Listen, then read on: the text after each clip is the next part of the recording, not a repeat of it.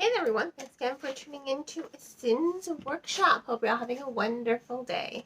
Alright, so today we will be talking about Sword of Destiny, The Witcher, Tales from The Witcher. So this would be volume 2 of the Tales of the Witcher, so it does pick up or take place after The Last Wish.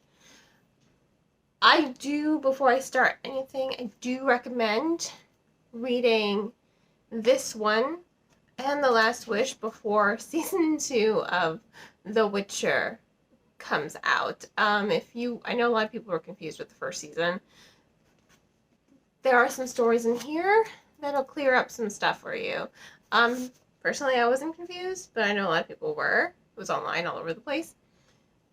You have to read them. You need to read them. And they're great. I love Sapkowski's writing. I love the Witcher series that I've read so far, and my husband got me into it. He had played the video games. I watched him play video games. I never had like a console myself to play it, but now I have access to his computer because we're married, so when I have time. So I liked it. He's the one who got me into it.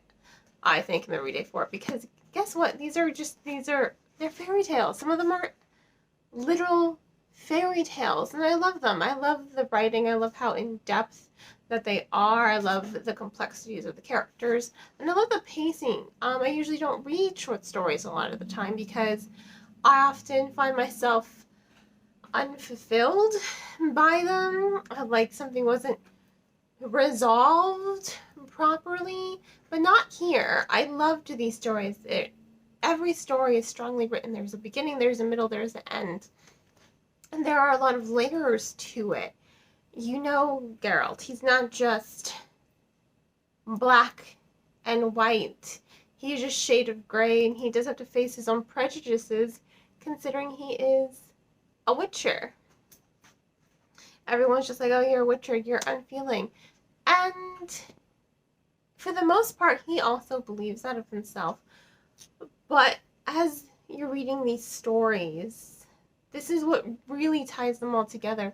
You're seeing the development of Geralt as a character. You're seeing him feel. And that's what I think is the most compelling part of these short stories. That he is evolving as a character.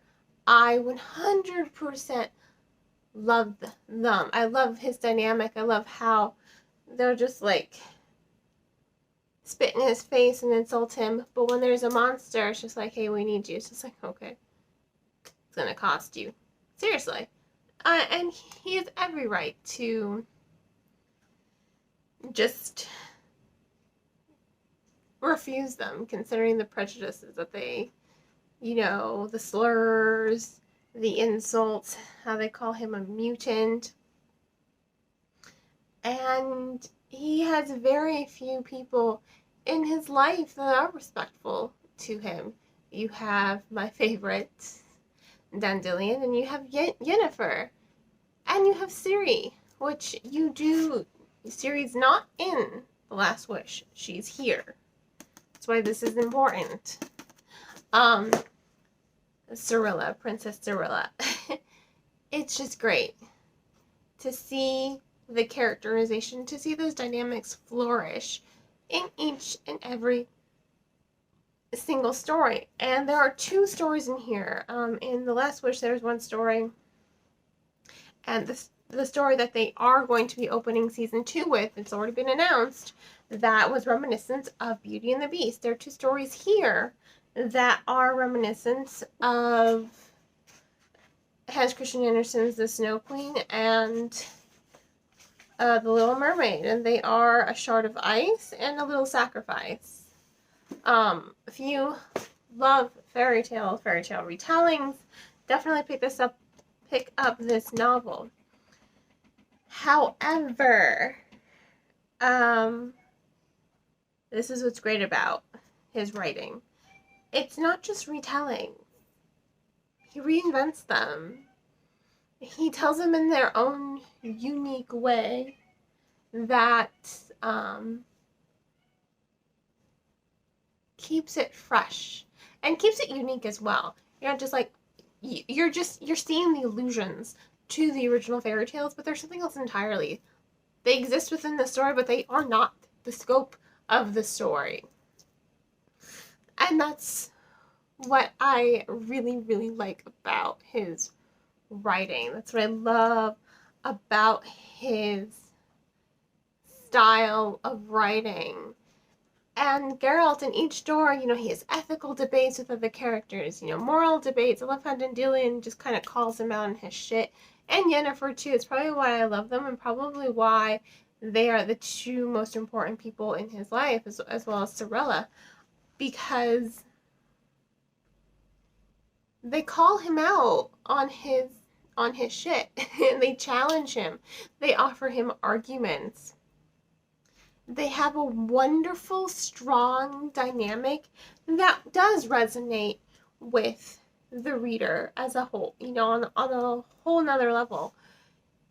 It's just executed so well.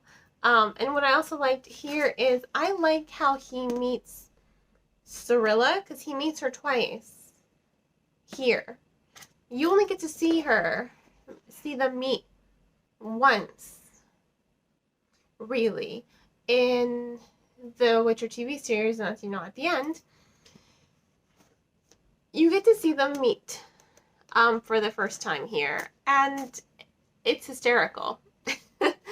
It's humorous, but you're seeing the foundations of their relationship, that father-daughter relationship. You're seeing how they evolve into that father-daughter dynamic. You're seeing it here first, and I think it was portrayed better here than it was in the show. So definitely, again, worth the read. I know I keep referencing the show because, well, I think a lot of people are going to start reading these. I know work at a bookstore, so people are like picking these books up like crazy now, since season 2 was announced. You have to read them. You do. I can't stress that enough. Don't be like me and then watch the Witcher series first. Well, I was doing them at the same time because, work. So I ended up finishing the book after the show had ended. And I want to kick myself in the butt and be like, no, really wish I had read both of them before the first season had come out. Just so I could have seen more depth. Again, these are two great starts to the Witcher series. I love the short stories. There are 6 in here. They're written so well. They develop so well. Honestly, I just love his storytelling. I love how Geralt has to deal with, prejudices and racism and so much just because he's a Witcher. Like, it was his choice as a child to become a Witcher. It wasn't. It really wasn't.